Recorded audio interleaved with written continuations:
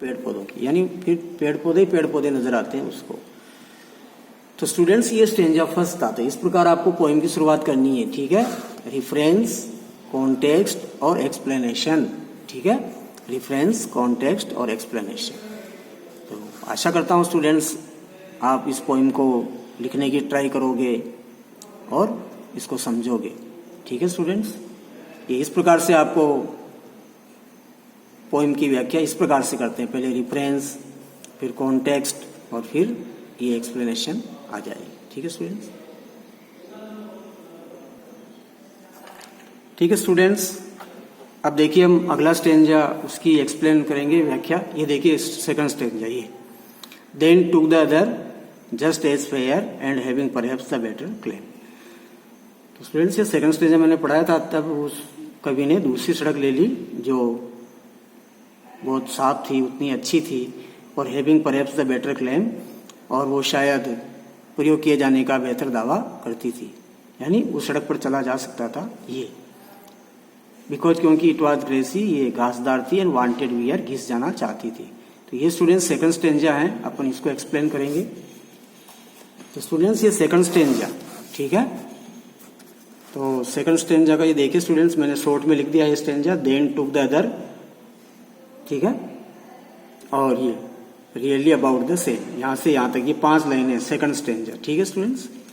ये stanza second, then took the other, really about the same, तो यहां से यहां तक ये 5 लाइन्स हो जाएगी स्टूडेंट्स, ठीक है।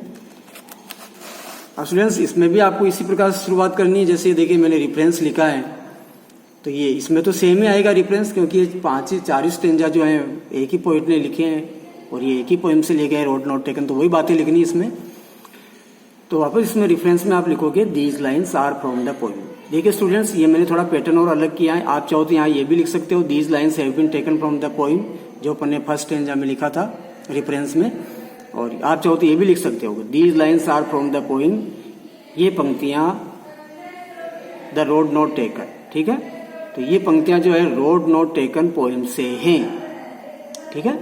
These lines are from the poem road not taken, या फिर आप कोमाज में इसको पे कर दीजिए।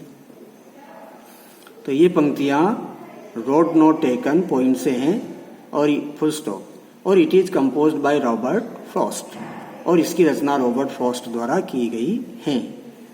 तो स्टूडेंट्स ये वही बातें हैं जो अपन ने पहले स्टेंजा में लिखी थी। आप चाहो तो these lines have been taken from the poem road not taken, या these lines are from the poem. इसका मतलब क्या है स्टूडेंट्स, ये पंक्तियां इस कविता से हैं, और वो पोएम का आप कोमाज में लिख दीजिए द रोड नॉट टेकन, और it is composed by Robert Frost, इसकी रचना रॉबर्ट फ्रॉस्ट द्वारा की गई है। अब स्टूडेंट्स इसमें मूल बात क्या है, जो अपन वही कॉन्टेक्स्ट मैंने आपको पहले बता दिया ऊपर। रेफरेंस का मतलब होता है संदर्भ, और कॉन्टेक्स्ट का हो जाएगा प्रसंग, ठीक है।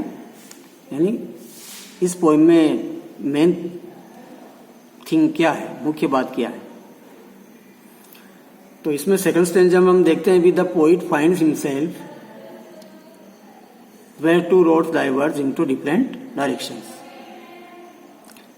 तो कवि अपने आप को उस स्थान पर पाता है वेयर, जहां two roads diverge into different directions, जहां 2 रोड, जहां 2 सड़कें अलग अलग दिशाओं में विभाजित हुई, वहां वो अपने आप को पाता है। फाइंड का मतलब पाना है स्टूडेंट्स, हिमसेल्फ का मतलब अपने आप को।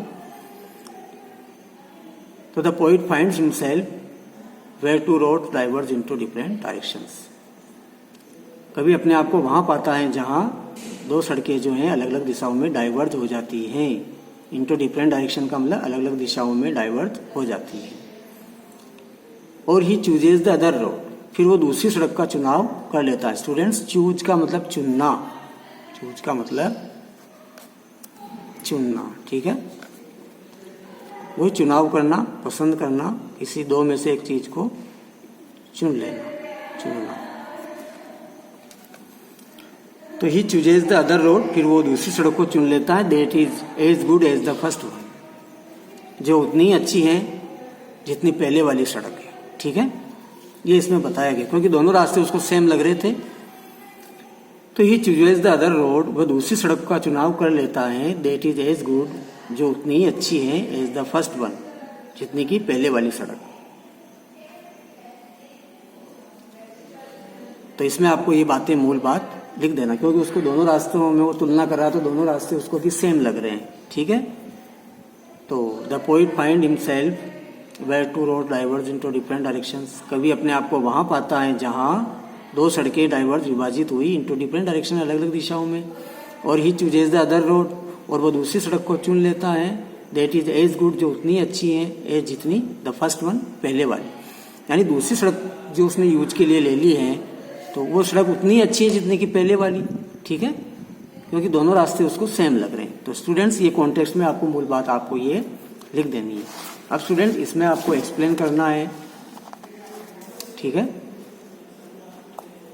अब आपको ये लिखना पड़ेगा इसमें। ठीक है, ये एक्सप्लेन सेकंड स्टेंजा की फिर आप एक्सप्लेनेशन कर रहे हो व्याख्या, तो इस व्याख्या में आपको ये बातें लिखनी पड़ेगी।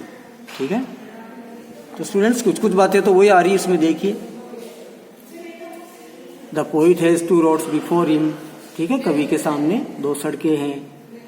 स्टूडेंट्स, या बिफोर हिम का मतलब उसके सामने वो दो सड़कें रखता है, यानी कवि के सामने दो सड़कें हैं। और he chooses the other road, और वो दूसरी सड़क को चुन लेता है, which he finds equally good, जिस सड़क को वो समान रूप से अच्छी पाता है। ठीक है, ही चूजेज द अदर रोड, वो दूसरी सड़क का चुनाव कर लेता है, उसको चुन लेता है। विच, जो, या विच आया स्टूडेंट्स रिलेटिव प्रोनाउन है, सड़क के लिए आया, जो या जिसे ही फाइंड्स इक्वली गुड, जिसे वह समान रूप से अच्छी पाता है। और इट इज ग्रेसी, ये घासदार है। एंड अनयूज्ड, और इसका भी यूज नहीं किया गया है, यानी इस सड़क पर अभी कोई चला नहीं है। अनयूज्ड का मतलब बिना प्रयोग की हुई, यानी इस सड़क का अभी किसी ने यूज नहीं किया है। हाउएवर, फिर भी, ये कंजक्शन है। हाउएवर, फिर भी, both the roads are equally used. हाँ, हाउएवर, फिर भी दोनों सड़कों का समान रूप से उपयोग किया गया है। If one passes over them, ठीक है, यदि उन पर गुजरने की बात है, तो यहाँ वन पर्सन के लिए है students. If one passes over them, यदि उन सड़कों पर गुजरने की बात है तो both the roads are equally used, दोनों सड़कों का समान रूप से उपयोग किया गया है। ठीक है, ये if one passes over them, यदि किसी व्यक्ति के उन पर गुजरने की बात है, पासेज का मतलब गुजरना, उन पर चलना, तो यदि किसी व्यक्ति के उन सड़कों पर गुजरने की बात है तो both the roads are equally used, दोनों सड़कों का समान रूप से उपयोग किया गया यदि उन पर गुजरने की बात है। या देम रोड्स के लिए आया स्टूडेंट्स, टू रोड्स के लिए आया देम, यानी उन पर, उन सड़कों पर पासेज ओवर का मतलब उनके ऊपर गुजरने की बात है, तो दोनों सड़कों का समान रूप से उपयोग किया गया है। सो इसलिए द पोइट इज कंफ्यूज्ड, इसलिए यहाँ भी पोइट जो है कभी भ्रमित है। एंड इट इज दस डिफरेंट फॉर हिम, और 10 का मतलब होता है स्टूडेंट्स इसलिए, या इस प्रकार से उसके लिए कठिन है। To choose one of them, उनमें से एक का चयन करना उसके लिए कठिन है। ठीक है स्टूडेंट्स,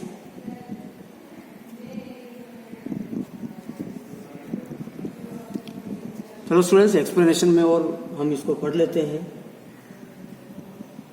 कहता poet has two roads before him, कवि के सामने यहाँ दो सड़कें हैं। और he chooses the other road, और वह दूसरी सड़क को चुन लेता है, which he finds equally good, जिसको वो समान रूप से अच्छी पाता है। ठीक है, और इट इज ग्रेसी, ये घासदार भी है। और एंड अनयूज्ड, और इसका प्रयोग नहीं किया गया है, यानी इस सड़क पर अभी कोई चला नहीं है।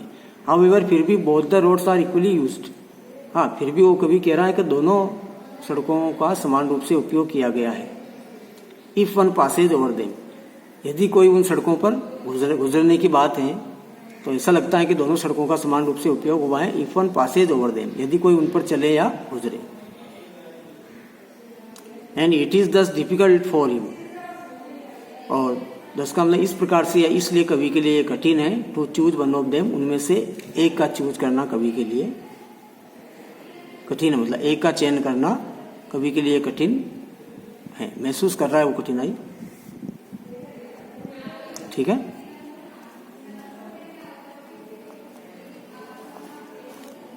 अब स्टूडेंट उसी प्रकार से देखिए थर्ड स्टेंजा, सेकंड स्टेंजा आपने पढ़ लिया है।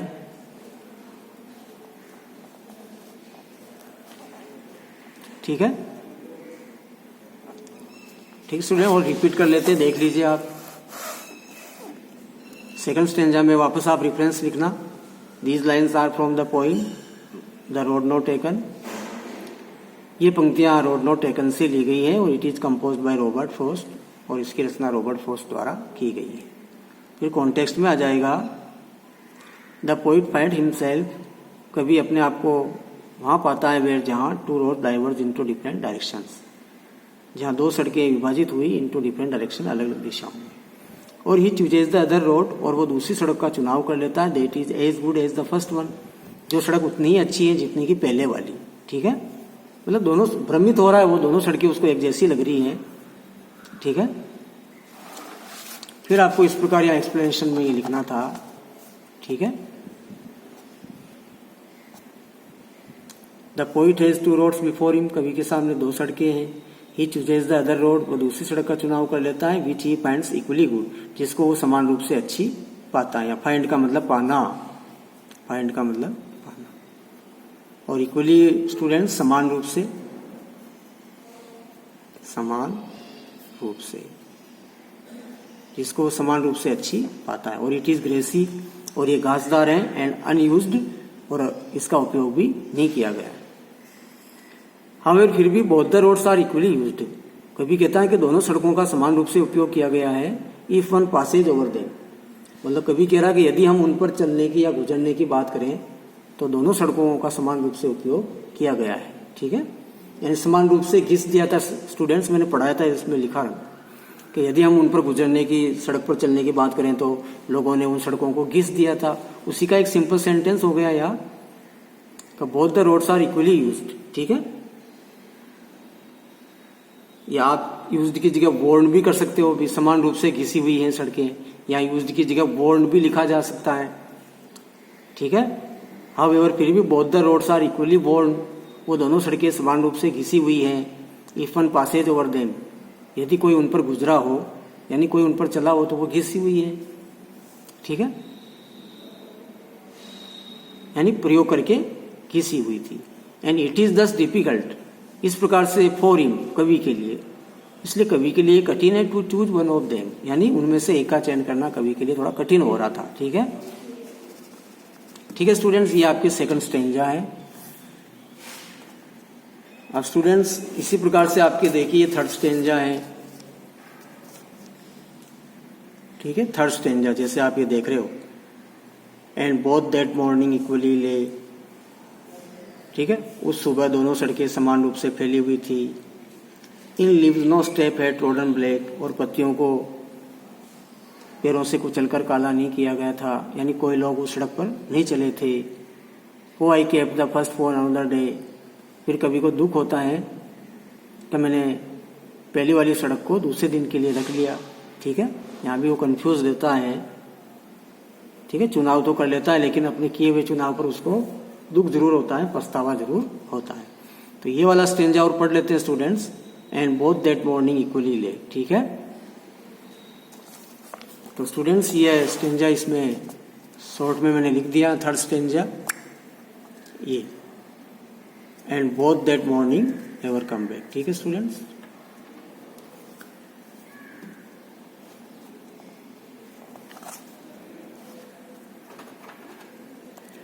ये and both that morning ever come back, ये थर्ड स्टेंजा है जो यहां से लगाकर यहां तक हो रहा है। ये स्टूडेंट्स 5 लाइन से है ना, तो आपको किताब में से देख लेनी है। अपन यहाँ अभी एक्सप्लेनेशन समझ रहे हैं, तो चलो स्टूडेंट्स इसको और समझ लेते हैं अपन। अब स्टूडेंट्स मैंने रेफरेंस यार आपको लिखना है, क्योंकि रेफरेंस बार बार वही आ रहा है सेम, इसलिए मैंने बार बार नहीं लिखा है।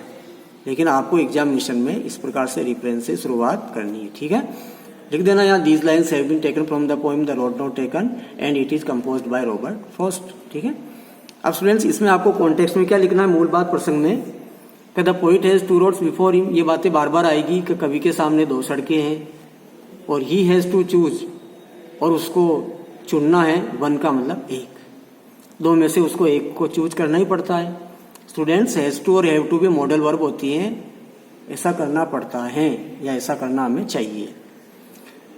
लेकिन he has to choose one, लेकिन उसको एक सड़क का चयन करना है, चूज का मतलब चुनना है। तो आफ्टर मच थॉट, फिर ज़्यादा से ज़्यादा सोच विचार के बाद, थॉट का मतलब भी स्टूडेंट्स वही है, सोचना विचार, सोच विचार के बाद, मच का मतलब ज़्यादा से ज़्यादा, फिर आफ्टर मच थॉट, ज़्यादा से ज़्यादा सोच विचार के बाद, ही टेक्स द अदर वन, वह दूसरी सड़क ले लेता है, यानी दूसरी सड़क को अपना लेता है, यानी चयन कर लेता है, and keeps the first one, और पहली वाली सड़क को रख लेता है फॉर अनदर डे, दूसरे दिन के लिए। अभी अपन यही पढ़ रहे थे, इसमें मूल बात यही आई है। तो ही टेक्स द अदर वन का मतलब वो दूसरी सड़क तो ले लेता है, चयन कर लेता है, and keeps the first one, और पहली वाली सड़क को कीप्स का मतलब रख लेता है फॉर द अनदर डे, ठीक है, दूसरे दिन के लिए रख लेता है। और यहाँ भी वो कंफ्यूज हो रहा था, अभी मैंने जो चयन किया है वो सही है कि नहीं है, क्योंकि वो पहली वाली सड़क का भी चुनाव करना चाहता था। तो ये इसमें मूल बात आप लिखोगे, ठीक है। अब एक्सप्लेनेशन लिखनी है स्टूडेंट, EXPLANETION, व्याख्या जो आप करोगे, तो इसमें आपको ये बातें लिखनी पड़ेगी स्टूडेंट्स। देखो, the poet is an autumn mood, कभी जो यहाँ एक पतझड़ वाले मौसम का जो अभी जंगल है, जहाँ सीजन कौन सा चल रहा है अभी, ऑटम, तो ऑटम एक सीजन है, पतझड़, जहाँ पेड़ पौधे, जहाँ पेड़ों की जो पत्तियां या तो नीचे गिर जाती है या पीली पड़ जाती है, सूख जाती है। और वुड का मतलब वही जंगल, आपने वर्ड मीनिंग में लिखा था इसको। तो the poet is an autumn would, कवि जो है एक पतझड़ वाला जो मौसम है, वो जो जंगल है, उस जंगल में है, फ्रॉम वेयर, जहाँ से टू रोड्स डाइवर्ज, जहाँ से दो सड़कें विभाजित होती है, इनटू डिफरेंट डायरेक्शंस, अलग अलग दिशाओं, यानी वो उस जगह पे खड़ा है, उस जंगल में खड़ा है जहाँ ऑटम सीजन है, जहाँ दो सड़कें अलग अलग दिशाओं में विभाजित होती है। और he finds both the roads equally good, और कवि जो है दोनों सड़कों को समान रूप से अच्छी पाता है, ठीक है। फाइंड्स का मतलब पाता है, बोथ द रोड्स का मतलब दोनों सड़कों को, इक्वली गुड का मतलब समान रूप से अच्छी पाता है, यानी दोनों सड़कें उसको समान रूप से अच्छी लगती है। बट लेकिन he has to choose one of them, लेकिन उसको उनमें से एक का चयन करना ही पड़ता है। तो he has to choose one of them, one of them का मतलब होता है स्टूडेंट उनमें से एक का चयन उसको करना है। ही हैज टू चूज का मतलब उसको चुनना है, वन ऑफ देम का मतलब उनमें से एक को चुनना है। और both the roads are equally covered, अब वो स्टेंजा में लिखा हुआ स्टूडेंट्स को, both the roads are equally covered, वो जो दोनों सड़कें थी वो समान रूप से ढकी हुई थी, विद लीव्स का मतलब पत्तियों से। तो वो देख रहा था अभी दोनों सड़कों पर पत्तियां थी, लेकिन अभी दोनों सड़कों पर कोई चला नहीं है, और इनको उस समय पैरों से कुचला नहीं है, ये बातें लिखनी है, ठीक है। तो both the roads are equally covered with leaves, दोनों सड़कें समान रूप से पत्तियों से ढकी हुई थी। And no one has trodden upon, और किसी ने, या नो वन नेगेटिव सब्जेक्ट है स्टूडेंट्स, और किसी ने उनको कुचला नहीं है, ठीक है, यानी पैर रखकर कुचला नहीं है। ट्रोडन अपॉन का मतलब होता है उन पर, उनको कुचल देना, उन पर चल करके उनको कुचल देना। तो no one has trodden upon का मतलब किसी ने भी उन पर पैर रख करके उनको कुचला नहीं है। तो he keeps the first road, अब उसके मन में डाउट आ रहा है, उसने अगर दूसरी सड़क का यूज तो कर लिया है, लेकिन वो क्या करना चाहता है फिर, he keeps the first road, वो पहली सड़क को रख लेता है फॉर अनदर डे, दूसरे दिन के लिए, क्योंकि उसने चुनाव तो सेकंड वन का कर लिया है, दूसरी वाली सड़क का, लेकिन वो पहली वाली सड़क को दूसरे दिन के लिए रख लेता है, ठीक है। He keeps the first road for another day, another day का मतलब दूसरे दिन के लिए वो फर्स्ट वाली सड़क को रख लेता है। And choose the second one, और दूसरी सड़क को चुन लेता है, चूज का मतलब चुन लेता है। और ही नोज दैट, वो जानता भी है कि it is difficult to come back, तो उसके लिए वापस आना कठिन है। Once he makes his choice of the road, यदि एक बार उसने सड़क का चुनाव कर लिया है, वो इस बात को भी जानता है कि यदि एक बार उसने चयन कर लिया है तो उसको उस रास्ते से वापस आना कठिन है, क्योंकि एक बार जब हम वो चयन कर लेते हैं तो वो हमारा चयन ही हमें आगे की ओर ले जाता है, और वही हमारा फ्यूचर निर्धारित करता है, और उसी से हमारा जीवन या तो अच्छा होता है या बुरा होता है। तो देखिए सब प्रेजेंट सिंपल टेंस के वाक्य स्टूडेंट्स ता है ती है कि ही नोज दैट, वो जानता है कि इट इज डिफिकल्ट, उसके लिए कठिन है, टू कम बैक, जो चयन उसने कर लिया रास्ते का उससे वापस आना। तो वापस आने का मतलब होता है स्टूडेंट्स, फिर हम वापस नहीं आ पाते हैं, मतलब एक बार जो चीज़ हम पसंद कर लेते हैं, उसका चयन कर लेते हैं, वो अंत तक वही उसी निर्णय पर हमें कायम रहना पड़ता है। तो he knows that it is difficult to come back once, ठीक है, तो उसके लिए वापस आना कठिन है। वंस यदि एक बार ही makes his choice of the bread, यदि एक बार उसने उस सड़क का चुनाव कर लिया है तो उस रास्ते से उसका वापस आना कठिन होगा। क्योंकि one road leads to another, क्योंकि एक रास्ता ही हमें दूसरे रास्ते की ओर ले जाता है, वो जानता भी है कि एक रास्ता जो है दूसरे रास्ते की ओर भी हमें ले जाता है। यानी जो चयन हमने कर लिया है तो हम हमारा चयन बदल के दूसरा चयन भी करेंगे, लेकिन ऐसा रेयरली होता है, ऐसा बहुत कम होता है। एक बार जो हमने चयन कर लिया है उसी पर हमें अटल रहना पड़ता है। ठीक है, one road leads to another, इस बात को भी वो जानता है कि एक मार्ग हमें दूसरे मार्ग की ओर ले जाता है। एंड मेक्स रिटर्निंग डिफिकल्ट, लेकिन होता क्या है, अभी हमारा वापिस आना फिर कठिन बना देता है।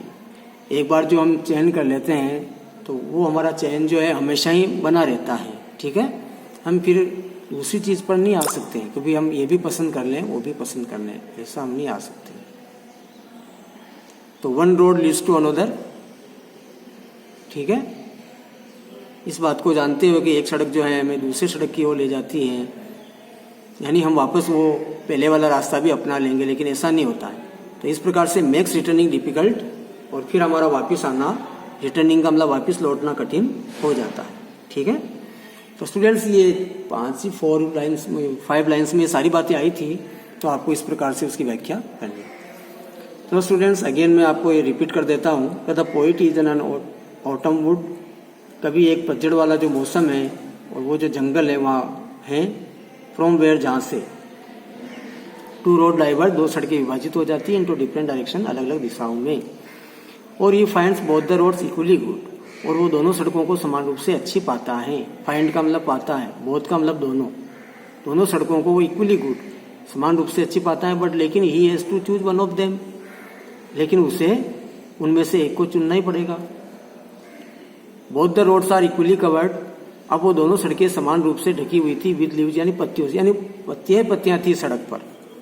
And no one has trodden upon, और अभी कोई भी व्यक्ति उन पर चला नहीं था, पेड़ नहीं दिए थे, तो वो पत्तियों को कुचल करके काला नहीं किया गया था, इसमें लिखा हुआ है, यानी पत्तियां वैसी की वैसी थी। ठीक है,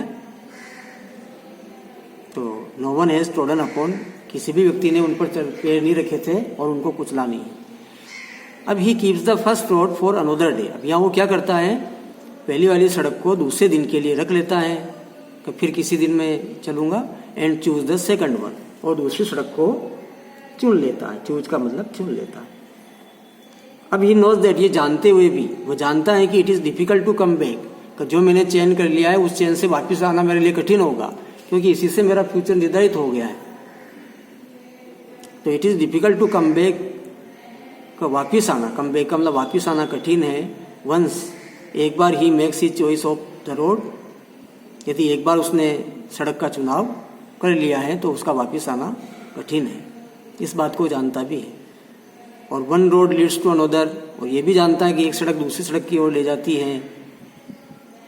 एंड मेक्स रिटर्निंग डिफिकल्ट, और फिर अपना वापिस आना कठिन बना देती है, इससे मतलब वापिस आना कठिन हो जाता है।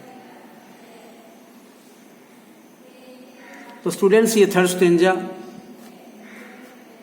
मैंने आपको स्टेंजा में इसका अर्थ भी समझाया है, और इस प्रकार से आपको एक्सप्लेनेशन, जो एग्जामिनेशन में आपके क्वेश्चन पूछा जाएगा तो आपको इस प्रकार स्टार्ट करनी है। ठीक है, पहले रेफरेंस, फिर कॉन्टेक्स्ट और फिर एक्सप्लेनेशन। तो यानी आपके मार्क्स 4 का पूछा जाएगा स्टूडेंट्स। ठीक है, मार्क्स 4 में। तो इस प्रकार से आप धीरे धीरे सेंटेंस बनाओगे और उनके वाक्य निर्माण करना आना चाहिए। ठीक है, ओके स्टूडेंट्स, आशा करता हूं कि आपको ये एक्सप्लेनेशन समझ में आई है। ठीक है, आई होगी आपको, और आप इनका मोर एंड मोर अर्थ करें और इसको आप रिटर्न भी करें, बार बार अगेन एंड अगेन आप लिखें। ठीक है, विदाउट सीन भी लिखें, मेमोराइज करें। तो कुछ चीज़ें इंग्लिश में स्टूडेंट्स मेमोराइज भी करनी पड़ती है, उनको याद भी करना पड़ता है, रटना भी पड़ता है। और यदि आपको सेंटेंस बनाने आते हैं, जो मैंने टेंस बताए थे उससे आप, अब ये स्टूडेंट्स जो मैंने सेंटेंस लिखे हैं ये प्रेजेंट सिंपल के ही है। ठीक है, और कुछ आपके प्रेजेंट टेंस के वाक्य होते हैं, जैसे अब ये the poet is in an autumn would, तो ये प्रेजेंट का वाक्य है, केवल इसमें सब्जेक्ट और नाउन और आगे कोई प्लेस लिख देते हैं, जैसे the poet is in an autumn would, subject, helping verb और नाउन। तो कवि जो है एक जंगल में है, फ्रॉम वेयर, जहाँ से, टू रोड डाइवर, दो सड़कें विभाजित हो जाती है इनटू डिफरेंट डायरेक्शंस, अलग अलग दिशाओं में। तो इस प्रकार से आपको ये वाक्य बनाना आ जाएगा, तो आपको रटने की जरूरत भी नहीं है और आप वहाँ सेंटेंस को क्रिएट करके लिख पाओगे। तो ठीक है स्टूडेंट्स, ये 3 स्टेंजा मैंने अभी आपको पढ़ाए हैं, आप इनको खुद लिखें, खुद पढ़ें, इनकी रीडिंग करें, इनकी स्टडी करें, ठीक है, again and again, more and more, बार बार ज़्यादा से ज़्यादा आप इनको पढ़ें ताकि ये चीज़ आपको याद हो जाएगी स्टूडेंट्स। ठीक है स्टूडेंट्स, ओके, आज का ये अपना एक्सप्लेनेशन का टॉपिक था स्टूडेंट्स, जो मैंने फर्स्ट स्टेंजा, सेकंड स्टेंजा और थर्ड स्टेंजा दिखाया है, आप इनको पढ़ें और इनको मेमोराइज करें। और किस टाइप से एक्सप्लेनेशन लिखते हैं स्टूडेंट्स, वो मैंने पैटर्न आपको बता दिया है, रेफरेंस, कॉन्टेक्स्ट और एक्सप्लेनेशन, इसी से आपको स्टूडेंट्स मार्क्स मिलेंगे। ठीक है।